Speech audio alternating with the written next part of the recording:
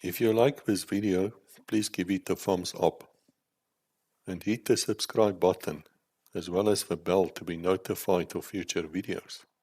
Thank you. Hello Internet, we are back with my croaky voice and all, and we have Admiral Arnè Söderlund here with us. We're carrying on. We're going to answer a few questions which we sort of skipped and forgot about, and then we'll talk about Kerslig on what happened further. Sir, thank you so much for being here. I really appreciate it. Shall we start by you explaining to me what's this shirt you're wearing? What's this badge thing? It looks really impressive. Good afternoon, Chris.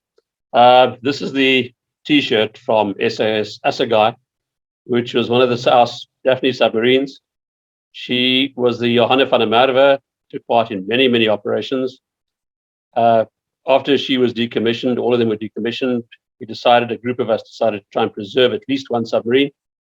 And we eventually got SAS Assegai, which we opened as a museum. We ran it for 5 years. And in 2015, the Navy took it back because they were going to take it over as a museum. However, the crunch came and there was no money.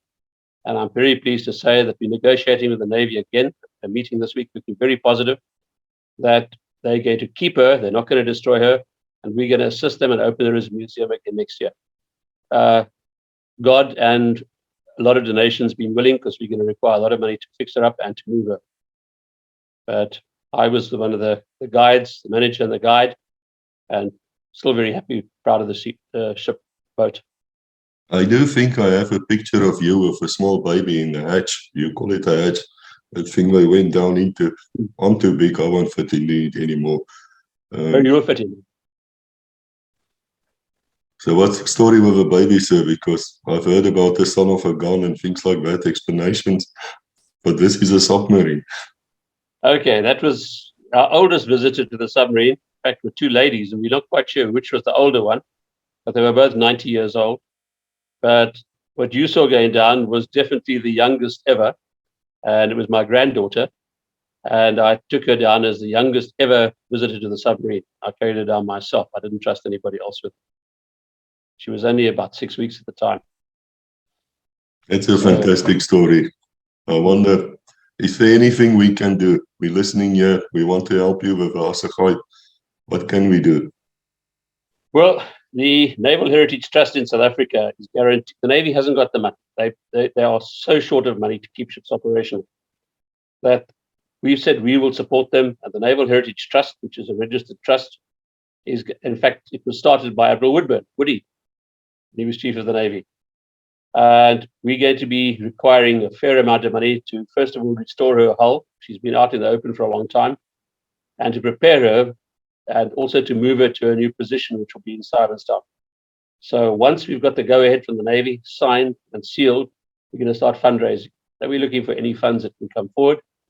We're looking at about 4 million just to restore the ship, that's Rand, and about 2.5 million to move her. So it's about 6.5 million Rand, which, funny enough, sounds like a lot of money. But if it's in pounds, we're talking about 300,000 pounds. That's the way it goes in this world today. But that will, once we do that, we're going to start looking. Well, we would definitely want to help as far as we can. Would this include skills? If there's like a submarine fellow who would still remember the spanner, or can they volunteer as well? Oh, no, look, we take any volunteers. We had, when we used to run it, we had 24 volunteers. We kept the boat open 7 days a week. And it was a great advertisement for the Navy because we actually flew the Navy flag. And all my people were dedicated, very dedicated. And what is interesting is if you go to TripAdvisor, we score very roundly with 5s and 4s. And to my horror, I discovered 2 2s, but turned out that they got there and found we were closed. So we quite accept that one. That they obviously weren't judging us, but judging the fact that we'd been closed by the Navy. But it's a very important boat because she took part in many operations as well. And it's one of our early submarines. Well, let's hope that things work out. I was thinking also if you can tell us just slightly about the Navy culture before we get to, the more bloody things, or however I put it, more like the battles or things. Because the Navy culture, I was thinking while you were talking about my late wife, where she got so upset with me calling an aircraft carrier a boat. Was really upset. So what are the things we should never tell a Navy man? I know in Pretoria we used to shout to the Navy, the sea is that side. No, they ignored us. I don't think so. It's the Navy actually very forgiving.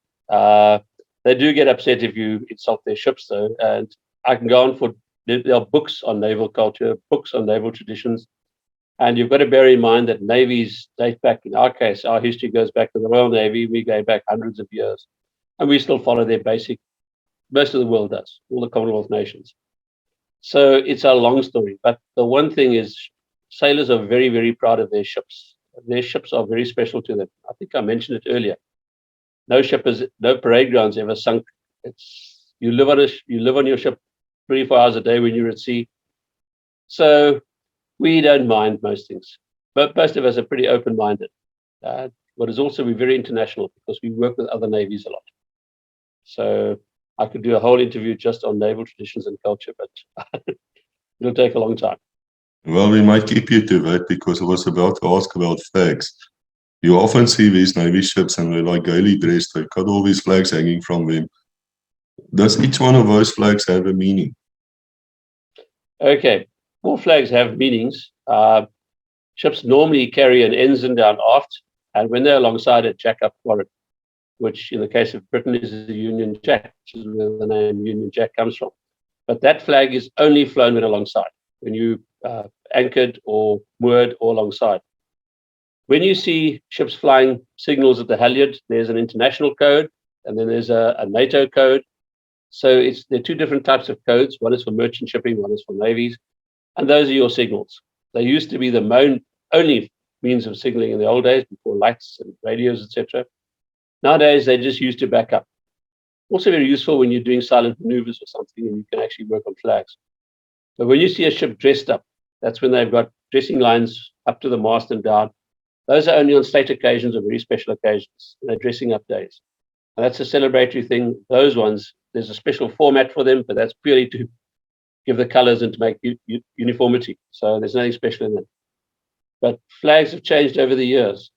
On Trafalgar Day, we put up Nelson's hoist.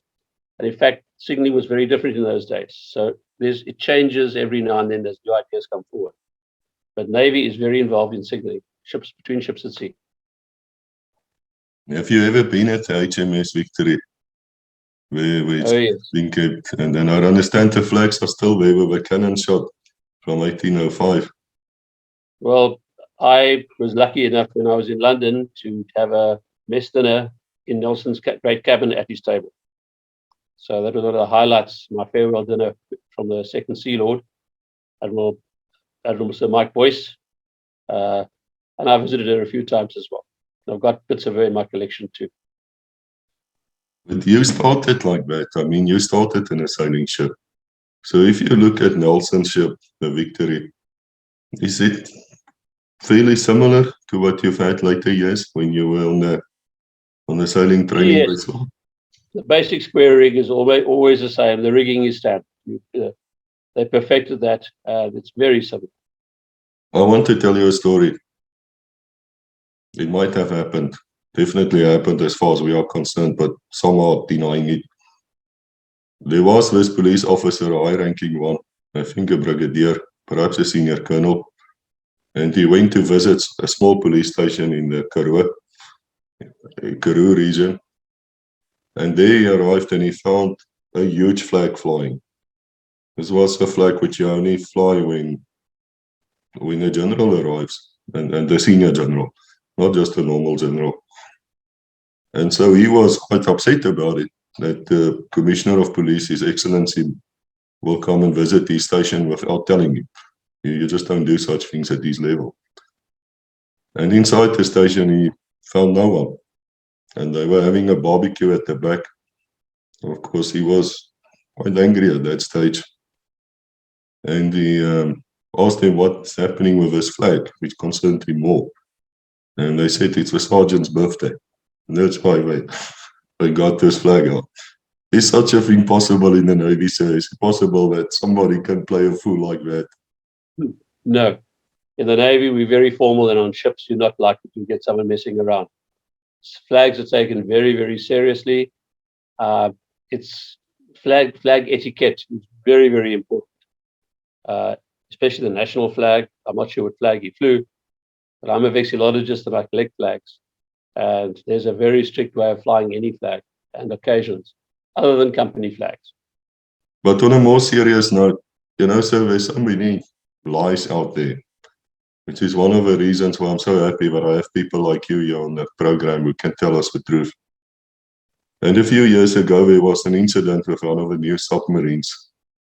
And sadly, it seems somebody sabotaged it or tried to murder it, or something like with that, with its batteries, and people were just all over the show because, you know, it became a usual racist thing if you read the comments.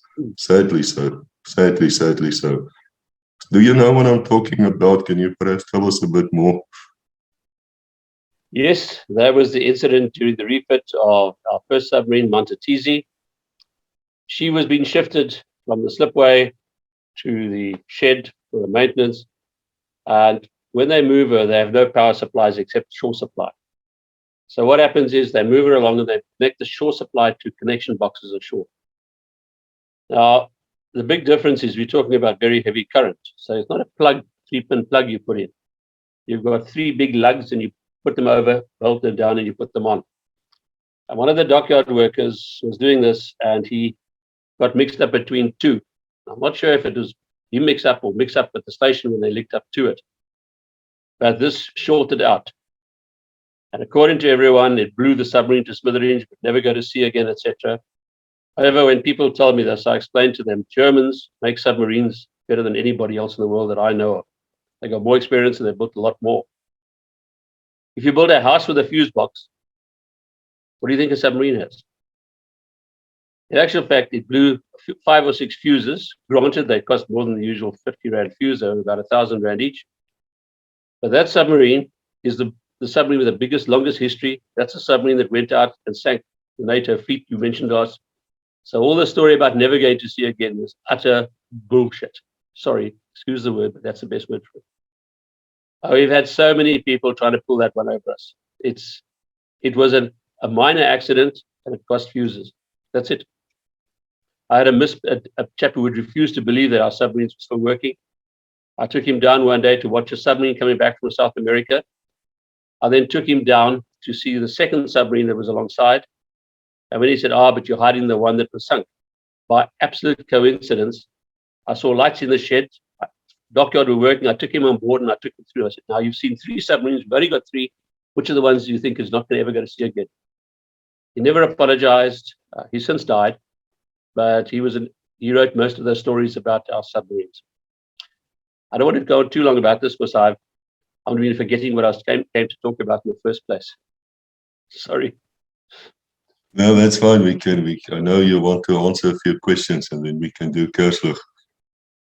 Yeah. Because we're going to have you again. I mean, you're not going to disappear after this one either. Well, I hope not. We'll see if people want me to come back. There were 2 questions that I picked up.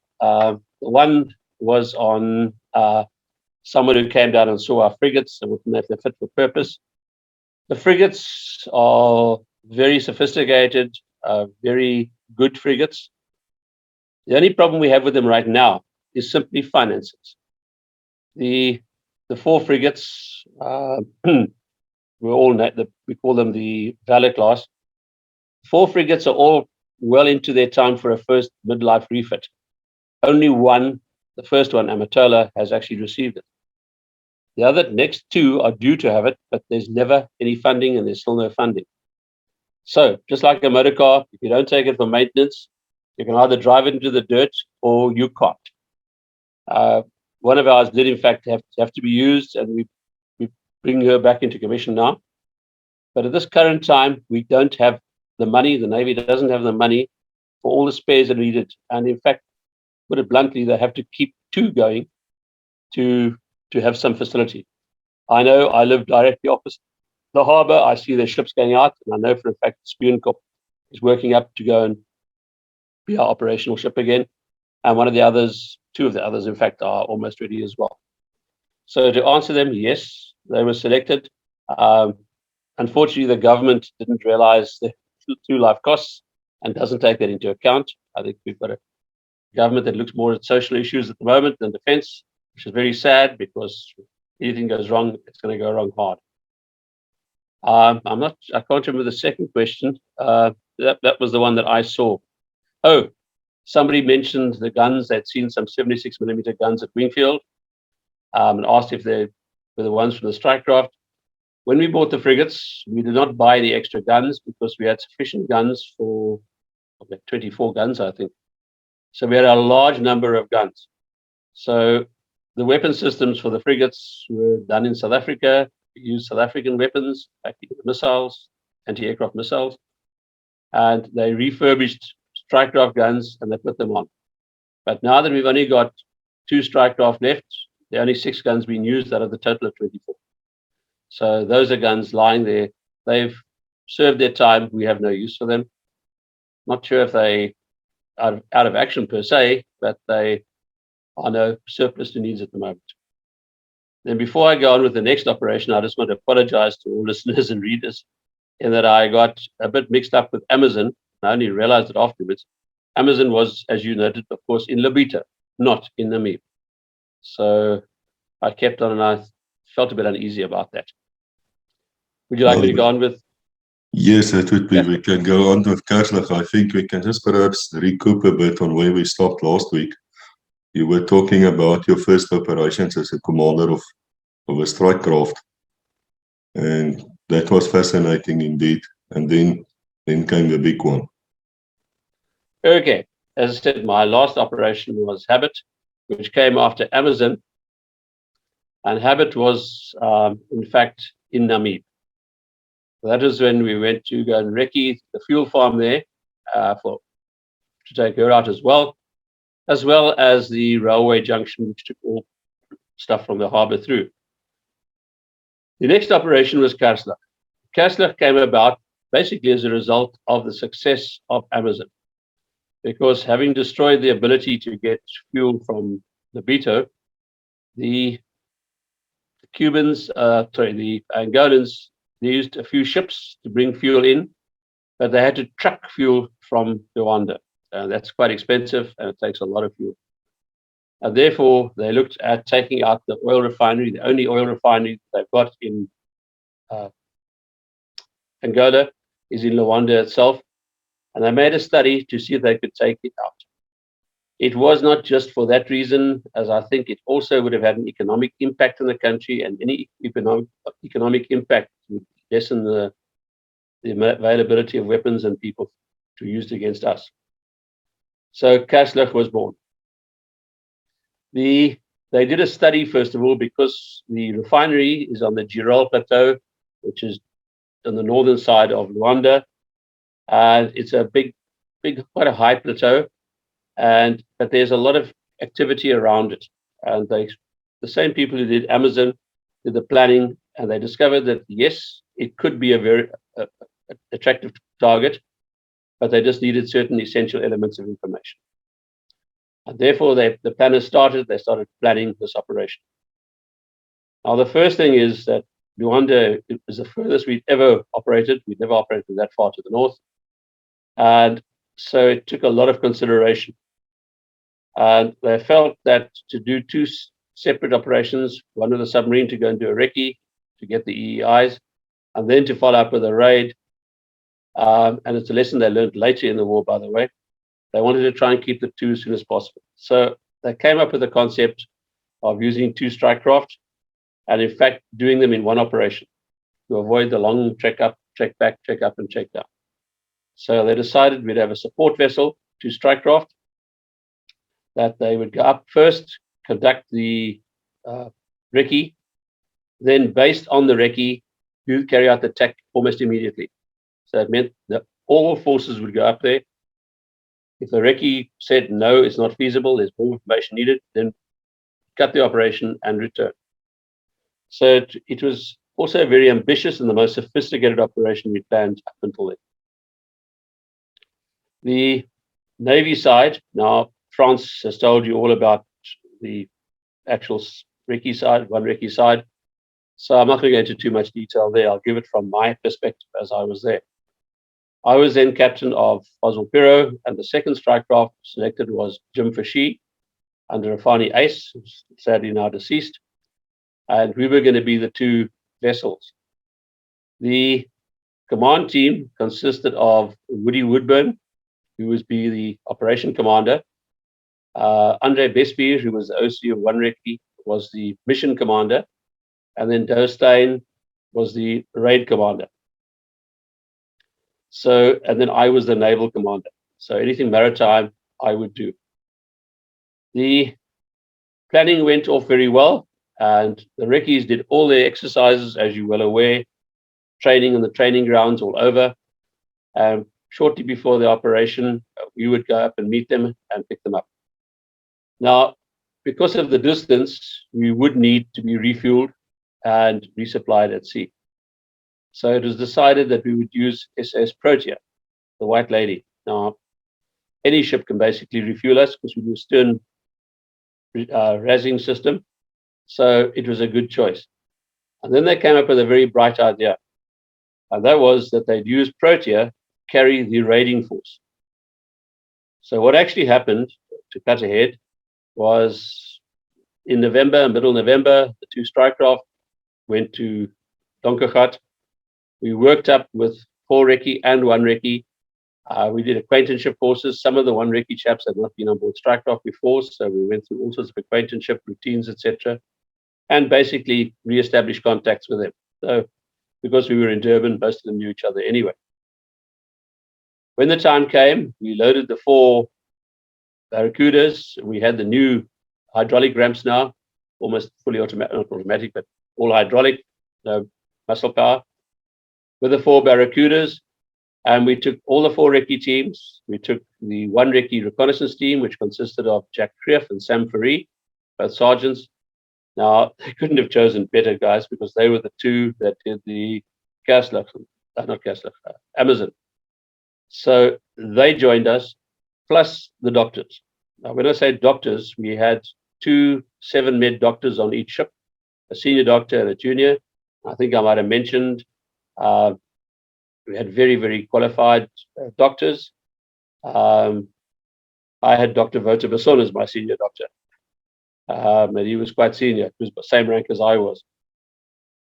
We then sailed and departed for Walvis Bay, where we went in at night, refueled quickly, and then departed. The mission commander joined us there. And I can just mention an aside that on the way up, we tested our guns and we discovered a problem, a fault in my forward gun. Our gun tiffies thought they knew it was, and we sent a report back. And when we got to Walvis Bay, a specialist, one of our senior specialists, was on hand, and he joined us with all the possible spares and the mission commander, and we sailed. Shortly after this, SAS Protea departed for sea, and she'd done a few exercises of preparing ourselves for refueling, because that was something we did all the time anyway. All the ships were taught to refuel us, frigate, Tafelberg, and her. But before they sailed, they gave all the people they could spare leave. So they reduced their crew to a minimum. When they got to Walvis Bay, they then sent a shore recce survey party. Now, this often happens. People go off in Land Rovers and they do beach surveys on the beaches and they do to the coast. And this time they did a fairly big one. So they depleted themselves rather to a large degree, which was very clever.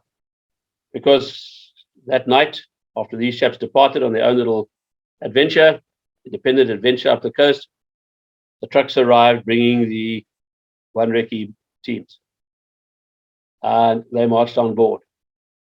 They were very, very well received by Protea, because Protea is not only the White Lady, but she's a independent ship, and they get very nicely dressed. They go to evening wear. They're very smart, very posh. They've got stewards and silver cutlery and what do you call those things? Serviettes. Somebody called them etiquettes in Israel because you had to have them. And it was quite a culture shock when the recce's arrived on board. But the ship was excellent because they gave them a mess for themselves, and those were comfortable messes. People lived in those messes for months, plus a few cabins for the officers. And the first problem came when they went in to eat, and they were told, out. Because in Strikecraft and submarines, they wore T-shirts, tackies, and PT shorts. And they were quite horrified at this. And eventually, after a lot of negotiations, the Protea allowed them to come in if they were wearing their full browns, i.e. their Nutria shirt, pants, and boots, which was something for them to give in. But be it what it be, they eventually accepted that. As they said, the food made it worth it. But what is more important was Protea with a flight deck was ideal for keep fit. On Strikecraft, submarines, of course, there was no such thing as fitness. They could hardly move. Strikecraft, they could get around, but they normally get sick sometimes in heavy seas, and they couldn't go on the upper deck. So, in a way, the life on a submarine and the life on a Strikecraft for them was fairly similar. Just you could walk forward and aft in a Strikecraft, you couldn't. All of a sudden, they had full access to a deck. They could go running around the superstructure. And most important of all, they could play volleyball. And they used to play volleyball at sea. And in fact, the one time, with a tethered ball, the one time it came loose, and they were quite amazed to see the ship stopped, lowered a boat, and went and got back their precious asset, because volleyballs don't come free. Anyway, the idea being that when we sailed, the two Strikecraft sailed, we'd go up, we'd carry out the actual recce, and then we'd meet up with Protea at 150 miles off the coast, where we'd refuel, revittle, because we'd be down to our last victuals at that stage. And then the recce team would do a study, and we'd do the final briefing and the cut or go or no go decision.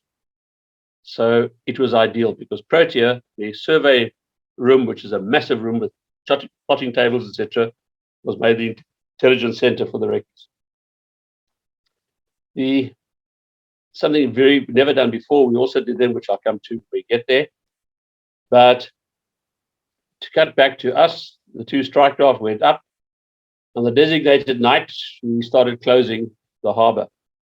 And because it was a recce, the idea was we'd go, and I was carrying Jack and Sam. The idea was 10 miles off the coast, we'd lower the two boats. They'd go in, drop them, and the idea was when you've got people going on a recce, etc., you stay further away. The 5-mile rule is fine for an operation, but for a recce, we came in. We went further north, out, sorry. While going in, I had my fellowship next to me, and we found a lot of shipping. And so we were continuously maneuvering to avoid shipping because you couldn't pass within 10 miles of a ship. Visual vision, 8 miles minimum. So we found it very difficult. And the ops commander then made a decision, because the idea was that when I was lowering the boats, my fellowship would go to a position 10 miles just to the north of me, between Luanda and Soyo, as an early warning picket, because their navy had Shershon stationed in Soyo, and also they had Russian ships from the Russian 30th Flotilla there, which could be coming from the north. So the idea was he'd be there as an early warning. But it was now decided that we'd rather go without that because of the difficulty in going through. So the operations commander informed the other ship, act independently, remain in present position, which meant that he would now stay out there. It's about 40, 50 miles off the coast. We'd go in, do it, and we'd pick him up on the way back. So gesê, so gedaan, as they say. And we proceeded independently, and we put it out of our mind. When we got closer, we launched the boats, and we discovered a lot of fishing boats around there. So eventually, I switched on my fishing lights, which, as I say, are disguised lights to make me look like a fishing boat. And it slowly followed in. Supposed to be at 10 miles, but we followed in slowly to avoid some of the fishing boats behind us without acting like a fishing boat. And all of a sudden, for the second time in my operational career, from the anchorage, all of a sudden I got a flashing light, Alpha, Alpha, Alpha, Alpha. I climbed into the director, and I had a look at it, And all of a sudden I noticed the ship that was flashing was now steaming. She had steaming lights on. And as she moved, she went under the flare of the gas from the refinery, our target. And I could recognize her layout as a Arnè class landing craft, which is not a threat, but the Angolan Navy had 3 of them.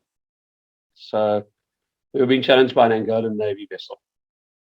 So at this stage, because she was coming up towards me, I discreetly turned and headed south. And we kept watching her carefully. She followed a little while, and then she turned around and went back to the anchorage. She obviously thought that we were quite innocent. Now, at that stage, we'd been told there was a Russian destroyer in the harbor. And we looked at the harbor, and you can actually see over the spit. And we saw what looked like a big ship, so we thought, Now, I just want to say that a Russian destroyer alongside is not really a threat. It's not going to be a physical threat to us. I'm saying this because one of the interesting things, I don't know if France mentioned it, I can't remember, but at the briefing for this raid, one of the questions asked of the operation commander was, what happens if they actually attack us? And Woody's answer was quite simple. We'll fight them with everything we've got. Everything was very happy. And this would be conveyed to us as well. So I wasn't looking for a fight at the best of times anyway. But a Russian destroyer would not be a threat in harbor. First of all, a ship alongside, people are sleeping. They're not operational. At sea, they're not even fully operational at times. However, there was one thing which could worry us, and that was the EW. That was their silence. They could listen to us, pick us up if somebody happened to be in that office. So we had to be very careful.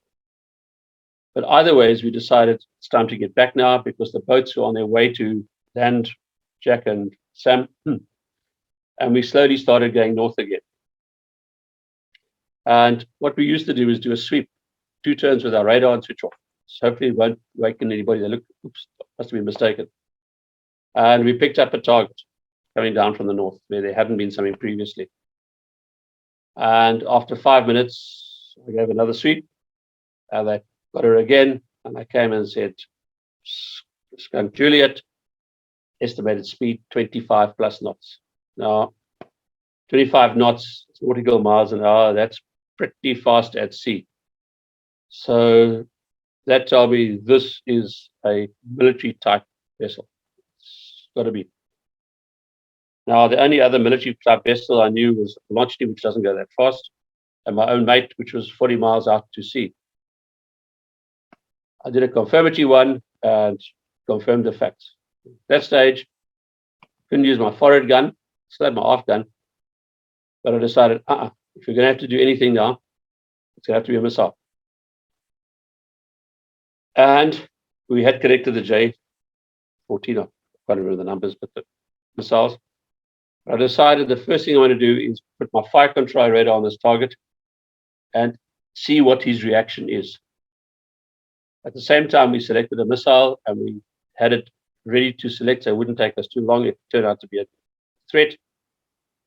And when everything was ready, switched on the radar, and everybody was wide awake in that ops room, I can tell you now, eyes open, especially me and Woody. And within seconds, I suddenly got a reply back. He switched on his normal radar, his S-band radar. And we all knew our PRFs, so we could recognize each other just from listening to the sounds. And I immediately knew that was P1564, Jim for Sheep, which was no longer 40 miles, but was now 15 miles north of me. So that a lot of us relaxed muscles we never knew we had, to put it bluntly. And next thing we got onto the hopper, and it turned out that he'd misunderstood and thought he must act independently in that present position, not to remain there, but to. Anyway, so things went back to normal. He went off, went a bit further to the north, and we went back and waited for the boats to come back after they successfully landed the 2 chaps. At that stage, we withdrew and we went out and hung around to be able to go in a hurry to cover Jack and Sam if they needed it. And at times, I think they were wondering, because you know all about them hiding in a tree, which a Cuban came and urinated on poor old Sam. Anyway, the next day we got the call saying that they'd be ready that night. And we went back in again, and they were there on time. In fact, before we picked them up, they actually redid the entire route from the beach to the thing and back. That's what our recce's were made of in those days. Made of.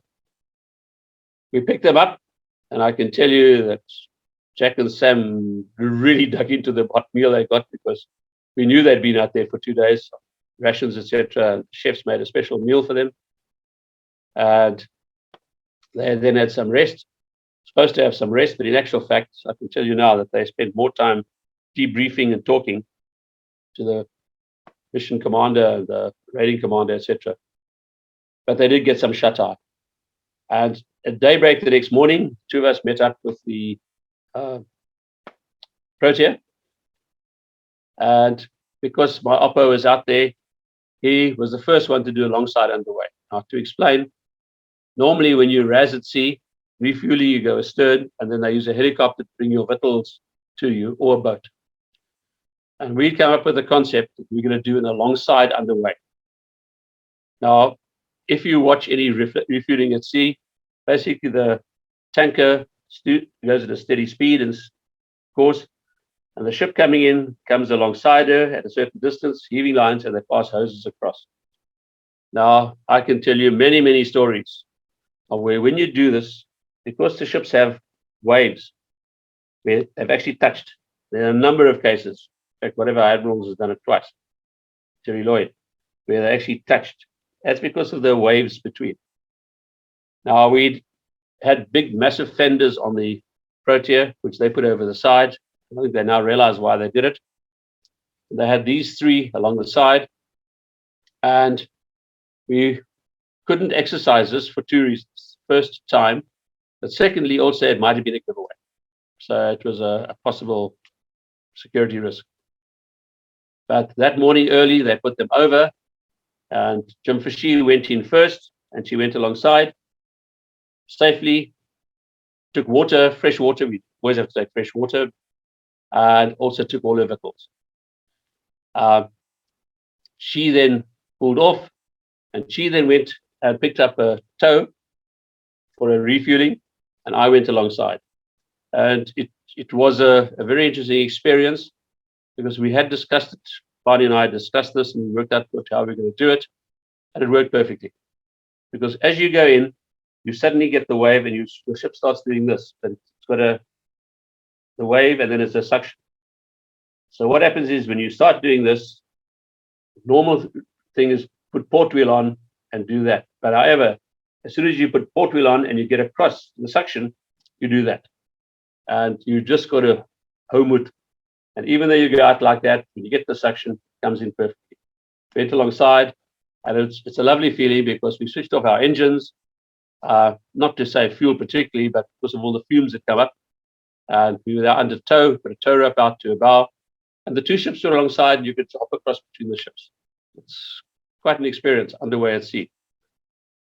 And one of the more interesting aspects of that was we then chatted. I nipped across to say hi to the captain, and then we chatted basically from each other, and all the victuals were brought on board until we discovered that we had too many boxes of ice cream for our fridges.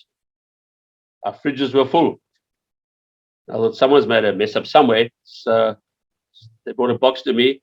We started throwing them to the Protea, and then we were throwing to the recce's, and everyone was having an ice cream party on the upper deck.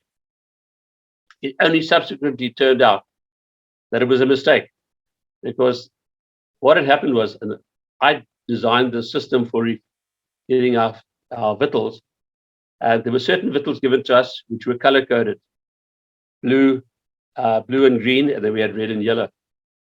And blue and green, I was blue, and green was the other ship, Simonstown, and then stuff was bought for us in Valfus, which was then loaded on the Protea. And that, they got the ice cream, they made them all red and no yellow. So it all came to me. I can tell you that my fellowship was not very happy, but I can tell you that Protea's crew and the recce's were very happy. So were mine, because we had extra helpings. Anyway, At the same time, of course, Jack and went over, developed the photos, and the command teams went across, and they did all the preparations. Then I went around when I'd finished, and I took up the tow, and I refueled. And during that, they sent a boat, and the two captains went across, and we had the final briefing and the decision meeting. It was a very interesting one because the results of Jack and Sam were outstanding. They had a camera that pictured everything. We saw photographs of everything. They'd underestimated the guardhouses, but there was an extra guardhouse, but you could see exactly where it was. It had been added, obviously, afterwards. So it was a very, very valuable meeting. And there was this guardhouse, they could not ascertain whether it was manned, and I'll never forget how quickly they solved that problem because they could cover it, by having an extra RPG and things like that. But the decision was taken, it's a go. And that was very nice because Protea then had a special meal, made a special evening meal for the reccees on board. We also gave our chaps food, but once they came onto us, it'd be a lot more difficult. We had a small crew still at the stage, a few people. And at about 1800, 1900, in fact, we went alongside again. And this time it is very simple because all that happened was the chaps came on board. We just pushed alongside. Chaps came on board with all the equipment, waved goodbye to the new made friends on Protea, and we each peeled off. And it was a go. What I didn't mention, Abdullah, which I think you would have picked up if you read the book, was that while we were in Donkergat, I was told that the new GSC of Special Forces, Kurt Liebenberg, had decided he would come along. He wanted to observe a maritime operation, which made a bit of sense. So I had him as an extra passenger on board as well. So very affable, no problem. We got on very well. Anyway, the night of the actual operation, I remember the 29th or the 30th of November, we went in, and this time it's no longer a recce, so we were going to go just to the north of the lighthouse, northwest of the lighthouse, about 5 or 6 miles off, I think. One of us was 5, one was 6. You've got to be very careful when you're going, not to be in too good a formation, otherwise you look like a naval formation. So we went in, we launched the boats all rendezvoused, and all headed for the shore. We waited until the boats came back. They took a bit of time while the chaps went up. And then we pulled off slightly, but very slightly. In fact, I don't think we actually pulled off. We hovered in a position because we were now waiting for them to go back. Boats didn't come back to us. Boats also went offshore. Sorry, I'm getting mixed up with the last time. Back on board ship, now that we're in fishing lanes, or shipping lanes, I was in the ops room, and Woody was on the bridge, and Kurt Liebenberg is apparently in the bridge as well. And they were talking up there. I could hear what they were saying down below. And we were carefully avoiding any shipping. There wasn't any shipping that was coming our way because we were now beyond the shore side of the actual harbor entrance. It's a big bay. And all of a sudden, in the ops room, we could feel it. There was an explosion and a shock. I immediately said to my first lieutenant, tell the doctor to stand by. Now, the wardroom of the officer's mess becomes our trauma center on Strikecraft. And we've got special operating lights, table folds out to an operating table. And we then did a few other things and we started getting reports coming in. And my first lieutenant went up to do something, came back and said, I don't want to be funny, but the general's in your cabin. And I said, that's very funny, because he was up on the bridge when I last saw him. Anyway, so I quickly nipped up. I told the first lieutenant to take over, very capable man. I went up and the general was in my cabin and I said, General, are you okay? He said, yes, I've just been thrown off the bridge. So I told him, come with me. So I put him in a corner there and I went up to the bridge because now I wanted to talk to this mission commander, ops commander. And it turned out something we learned later was a bit of a problem in that while handling this emergency situation, the general had made a suggestion. I use the word a suggestion and said, no, don't do that. And Woody just said to him, you might be in command. Go. Anyway, it left me with a bit of a problem because I had to live with the two of them in my cabin, but it worked out okay. But anyway, we immediately started, and I sat with Woody. The sister ship was also there. We were talking on the hopper. And as soon as we heard that they'd been wounded, etc., we started closing the coast. We realized that any survivors from this lot had to be bad. And sure enough, when they eventually got them out, as you know, there was corporals, Kloppers and Van Sale, Kloppies and Farkies. And they were each put into separate boats, even though they both came from the team on France JFE. We put them into one of our boats and one of her boats. And at this stage, we were trying to avoid nets. Because the one thing I can tell you, with the explosions now, and especially when the gas went up, there were 2 gas spheres which exploded, 2 gas, it was as light as day. And you could actually see, we saw nets in the water, we realized we'd come too close, very much too close. And the echo sound has also told us we're getting close. But the funniest thing of all, I say funniest thing, it wasn't at the time, was my director was doing a sweep, and all of a sudden it turned around and the chap said, "Sir, sir," he shouted at me. Now, luckily, I could just jump up and said, "What is it?" He looked at me and he said, "Sir, is this legal?" I'll deny ever saying that I hit him, but I put a flea in his ear. It was just one of those things that happened in the middle of all the what's name. But anyway, the boats came, and the moment the boats came, we, as in Amazon, but this time with greater reason, got the hell out of there. And we opened the coast immediately, and we didn't mess around. We weren't worried about acting like fishing boats at this stage. We just put our foot in the hook, and we called in Protea. Now, what I hadn't mentioned either is Protea and the planning for these operations is made us amongst the best in the world, because they had a full surgical team on board Protea. And I mean full surgical team, complete, anaesthetists, professional anaesthetists, everybody. And both of us, we got there, just went alongside, no ropes, nothing, just put alongside, stretches across, off, next one, stretches across. And at that stage, we said cheers, and we came home. Protea stabilized them, and when they got off Halfers Bay, they helicoptered them to Rooikop. The ambulance plane was waiting, and they were rushed off to hospital. Anyway, so we got back. We did go back to Donkergat, and we then were quite relieved it was over. I actually went to the what do you call it? The feedback, the nabetrachten, and one of the questions asked, because I had to report that I'd actually was about to fire a missile, I was prepared to fire a missile. And the question was asked, why a missile? And I pointed out that, as far as I was concerned, in the still of the night, off of the port of Luanda, and it wasn't very windy, firing a gun, bang, bang, bang, bang, would certainly wake up a lot of people. Whereas a missile would be a whoosh, boom, 15 miles away. And so it was accepted. But that, as far as I know, was the only time we ever really were prepared to fire a missile. It would have taken a lot more to push that button than I think maybe, but we learned a lesson from that one as well. Learned a few lessons. In fact, Kaslach was a very important one for lessons. Chain of command was changed as a result of that. So we did go on a few more operations. I know one operation where both the chief of the Navy and the chief of Special Forces were together with one per chap.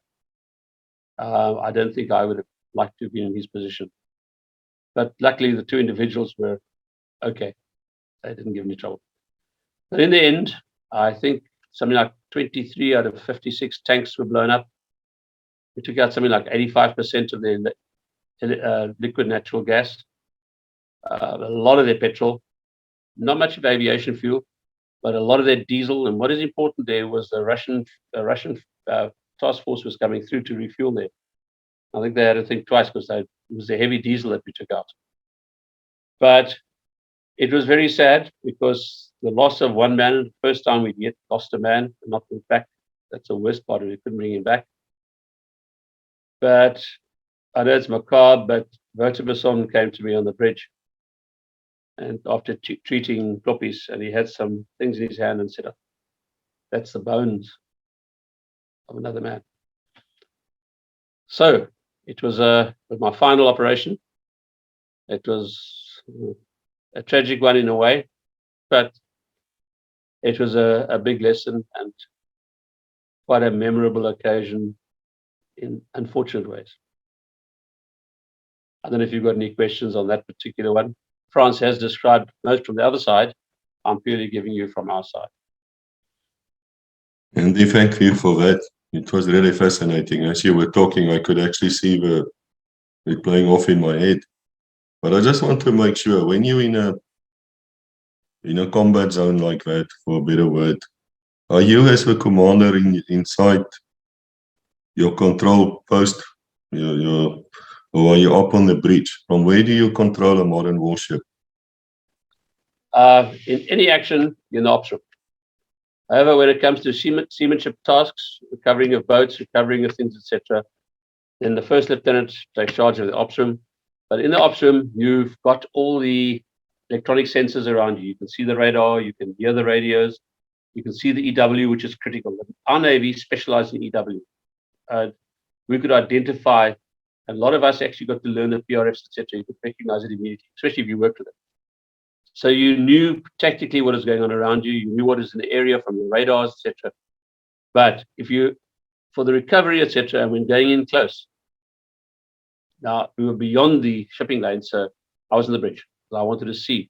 We were going into shallow water. We were going in close, and as I said, nets is the biggest problem we've got. A net around your propeller could be bad, and don't forget, we don't want to practice with two boats both together in the nets, and I'd rather not be towed out. So I think it's very simple. Basically, in combat situations in the ops room, but when there's a tactical awareness, I think I mentioned earlier that on the Strikecraft we had open bridges, which I loved, because once you're on that bridge, especially in that case number 2, when after the explosion, I could see what is going on. I could assess visibility. It was the visual thing I needed now, not the electronic. And our first lieutenants are very highly trained, for the principal warfare officers, ops officers. You could handle that, and you should have got my permission. So, simple answer. When you were activating your fire control radar before you almost launched that missile, I suppose the Jim Fouchier would have picked that up immediately. I mean, that radar is from a warship. It's not. The first of all, we've got it's a special frequency, and we fire control radars. We've got variable ones. We use some for training, and then each ship has got its own one, which is known only to itself, so it can't be jammed. And just an interesting thing, I just want to mention this. It goes into the previous discussion. When 62 came back from Israel, we were here having a refit, and one of the dockyard workers came on board and he wanted to get our list of frequencies. The captain was ashore and the first lieutenant, I was the first lieutenant, and the gunnery officer came to me and said, he doesn't like this at all. And I said, no, never. So when the captain came back, I briefed him, and it turned out that he got a phone call, if I remember correctly, from the OC of the dockyard saying, why won't he cooperate? And he explained to him, sorry, we don't even give this to our fellow ships because it's your. And the OC of the dockyard was Dieter Gerard, by the way. So I've often wondered, maybe he was involved in this. Why would he be involved in this? But let's leave it at that. But I didn't use our own frequency because I used a frequency he'd know, one of our training frequencies, and he recognized it immediately. But as I said, his reactions were spot on. He just switched on it, said, switch on. And the moment we got that, so it was like the Rickies used to use just taps of the key for messages. We used to use our radars like that, in a way, very different way, but that made sure we quickly knew, because he realized lock on with a fire control radar is a threat. In fact, that's one of the things when you're exercising with foreign navies, or you get permission first to do it, because any ship suddenly doing that, it's a threat, and it's an accepted threat. I was about Fire to ask control. that on what the commander will do if something starts pinging him, switching this radar control thing onto him. I mean, you have to defend yourself. You have to assume You you're under do. attack. But look, it's going to be within a certain distance. You've got to know that they's there, so you'll know exactly what's there. But it's a hostile attitude. In fact, I often read about situations where Chinese ships put their fire control radar on. But unless you can see the guns, you can see the things as well. But it's not normally taken lightly. But it's not a reason to suddenly open fire. Our orders were very specific. We may only defend ourselves, and we can only return fire, but not initiate fire. But it would be an act of war if somebody attacks a Navy ship from any Navy. Yeah, it's a type of, but of course, what is war nowadays? We haven't had a declared war for many years, but it's a hostile act. Not very friendly. Let's put it diplomatically. I'm sure that viewers would want to know how you would you go to the toilet or shave every day? I know Navy men don't shave. They have genuine, nice beards. That beard, is that because of a lack of water, or is it for some other reason? Well, on Strikecraft, there was a lack of water, but laziness saved me about 5 minutes in the morning.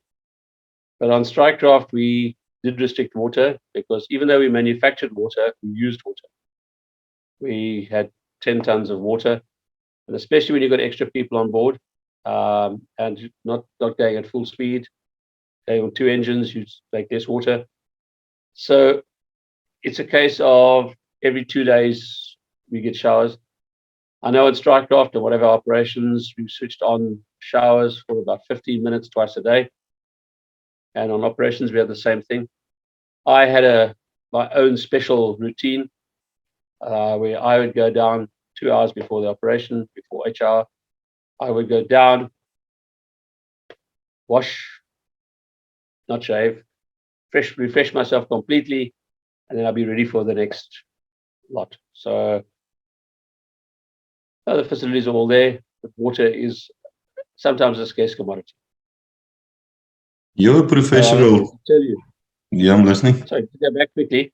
The other thing I was telling you about the water tanks. The water tanks have 2 takeoffs. And the takeoff about 40% of the way up is for domestic use. The water below that is for the guns. So it is more important to have water to cool our guns than water to shower. So that is a concept we've got in Strikecraft as well. When you're out of water, you still have enough for guns. So the Israelis designed them, I presume, for operational reasons this way, and it makes great sense. Sorry, I butted in there. I wanted to know if there's any way that a national serviceman could get onto a Navy ship, because I know this was mostly for the professionals. Look, we had a number of national servicemen. That's one big difference in the Navy. I listened to all my friends who were troopies in the Army, and they were made to feel like utter, I won't even say it. The Navy was different. They did the same basics. And once they finished, they came and they became mainly operators. They didn't go to the technical fields, but they might be on a course with permanent force. And rank was more important than anything else. There was very little importance to national service. A lot of our national servicemen were I use the lower levels because when you got a senior, when you went to leading seaman, they of course were out. They did their 2 years. But I'll never forget, we had one young chap who's a director aimer. In fact, he's the chap that got the flea in his ear. A chap called Muller Vihan. He lives in America now. But Muller Vihan, when he finished, he's the one that helped me start because I then went to go with personnel and we started arranging Strikecraft elements at all the reserve bases. We started a system whereby a chap would tell us when he's available for his call-up, and we then slot and give people leave, etc., to bring them in. And Muller Vihan, who commissioned the boat with me, was on that trip long after his national service. He did a call-up. chap that actually said SIRS is legal. So there were national service officers, our engineers, most of them later became national service officers. They had the same training, in fact, better, because they came to us with their degrees. So we just had to get them used to it. Machinery was simple. They had very highly qualified warrant officers, but they could do the higher level planning, etc. And they qualified very quickly. So the Navy, a lot of national servicemen, we even had them on submarines. Initially, they were there as stewards or the junior chefs. They don't have stewards either, basically, but we could use them on Strikecraft. Did you ever have like a chaplain on board? Chaplain? For trips. I know, look, we had most Navy chaplains try and get a bit of sea time in. A lot of them get sea time in, but never on operations. I know the Rickies had a chaplain on one of the operations. He's the one that opened a bottle of whiskey in the mess and everyone could smell it. There's a lot more stories about him as well. But the Navy didn't send chaplains on those trips. Some of them came to see the Strikecraft, yes, but I use the word jollies, passages, or things like that. Strikecraft only had exactly enough bunks for every man on board. And in fact, we then had people under training. So we also hot bunked the same with submarines, because there were 47 bunks on board, 47 people, but you had 50 people on board because you had 3 or 4 under training. Sometimes they were even under training as the officer commanding. So now the captain of most ships has his own cabin, etc. The Strikecraft, the captain's cabin has 4 bunks in it. And the funny thing is that it's a captain and then the juniors, because the departmental officers, sorry, are the wardrobe. So the juniors used to have to make do with whatever bunk was available. And when we did our operations, in my cabin, for example, I had André Bespier, Malcolm Kingan. Another interesting thing was Malcolm Kingan was the 4-recce commander for Kaslak, which I meant to mention. And when we went in, he must have had very interesting mixed feelings, because almost exactly 6 years prior to that, he had been taken off the beach just to the north of Luanda. I don't know if you're aware of that. But during Operation Savannah, Brigadier de Vetruis and 25 men were caught to the north of Luanda when the Cubans came out and attacked, and fought Ambrizette, I think, and they left their guns to be taken by the Zairian troops, and they went to the beach, and President Steyn went in at night. That's the frigate, went in there, and with her boats and with her helicopter, extracted all of those men. And sadly, no medals for it, because it was a very brave thing to do. I mean, it was a pretty hostile coast, and they didn't have very much intelligence. But it's an interesting, and what is more interesting is that Stofstreppies, General Viljoen, said later that that night was one of the most difficult nights of his entire operational career. A pending loss of 26, a brigadier general, a major, and a whole lot of people who were safely brought out by the Navy. So, yes, as luck would have it, we early next year, I think on the 1st of January, we have a fellow called Ferdi, who was a national serviceman at that stage at Brug 14, an artillery guy. And one of his mates went with that group north to Holland Roberto. And we're trying to get hold of him to come and tell us what happened there. Because I know the Navy did something spectacular there to get them out. Yeah. So I would love to speak to him. Yeah, Malcolm Kingan, in fact, was also in that. But now I have 2 questions for you. You know, when we got called up in my time, the army was kind enough to give you a little booklet thing.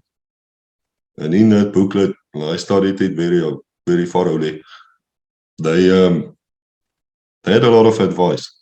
The first thing was not to have sex in a car or something. I can't remember totally, but they had some idea about that. Yeah, they said it's not as comfortable. It was quite funny. So perhaps somebody can tell me exactly what they said there.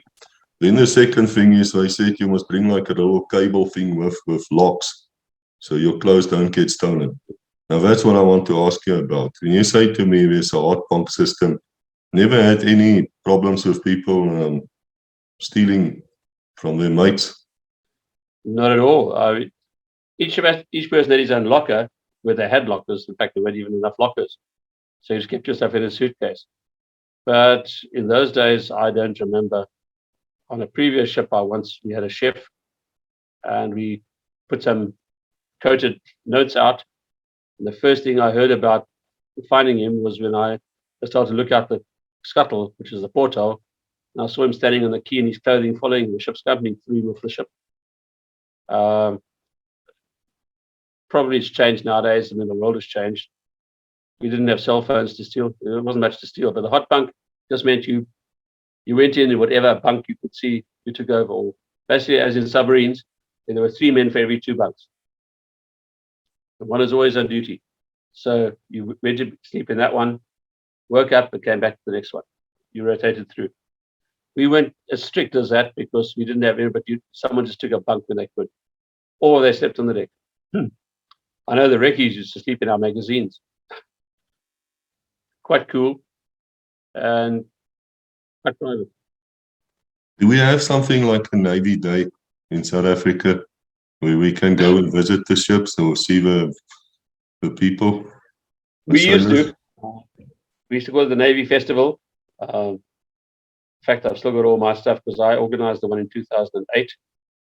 They went on for a while, but it's reached a stage now in which they're too expensive and the Navy hasn't got the budget for it. And the last one, they had a bit of a problem. The wind came and caused some damage, etc. So they'd like to do it, but it's not as easy as it sounds. It does cost time and effort. We're hoping that they're going to start again. I know in Cape Town, they shoot with cannon at Signal Hill, I believe, every day. Well, they used to. I haven't been in Cape Town for many years. So is that the Navy function? It's a Navy function. We have a Navy man that does this. We also have a gun in Simonstown at Middle North. It's an old 9-inch gun, dates back from the 1840s, 1844, I think it was built, came out here in 65 or something. It's been restored, and on certain days, we did one on the 16th of December, Day of Reconciliation. At midday, they fire a round. It's just a blank round. So it's part of tradition. And on holidays, specific holidays or occasions, 11th of November at 1100, they always fire the gun. And that's done by the Navy. Would you call yourself a senior service? No, we can't, unfortunately. We'd like to think of ourselves. But you get senior in age and you get senior in... Okay, let's not get any further. The Royal Navy is the senior service. South African Navy, not the junior service, the medical services take that. In fact, it's interesting that the Royal Navy is the Royal Navy. British Army is not the Royal British Army, it's the British Army. Royal Air Force, of course, is a Royal. And interesting enough, I suppose you're aware of it, but the founder of the Royal Air Force, the true founder, was a South African. J.C. Smuts. He was the actual founder of the Royal Air Force. Yeah, that's right. He was there to try and combat the Cova bombers who were coming in 1918. And he was part of a committee, so they created it 1st of April, I believe. He wrote the report. Yeah, he wrote the report. But Jannie Smuts was a clever man. Very, very clever fellow. I have many, many more questions to you. And the Admiral said to me, he will only answer it if you people here start asking questions and telling me that they want him back. So you'll have to help me, otherwise the man might not come back, because I have questions about that dark able seaman, something which is standing there at Simonstad. I saw it. Actually, I have a picture of myself. Just nuisance. I have questions about the CSS Alabama, which I know is also around the Navy, and the Vliegende Hollander, the Flying Dutchman. And there's a lot of other questions I also have, so if you people here listening, you can just chip in. Perhaps we can get the man back and tell us more. Because this wasn't the end of your career anyway. I mean, after this, after you stopped with operations, you went on. You still had a wonderful career after that. In fact, funny enough, I was appointed to Special Forces as Naval Ops Officer Navy. And I arrived there, and within 2 weeks of taking over, I was told, sorry, the chap who was there is coming back, and I can go in his place. And instead I went, I said, no.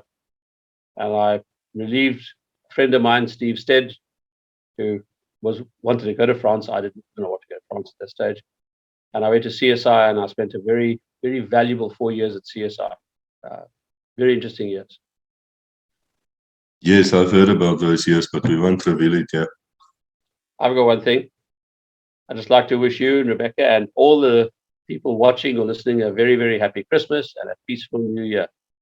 And may 2022 not be 2022. TOO. Thanks very much.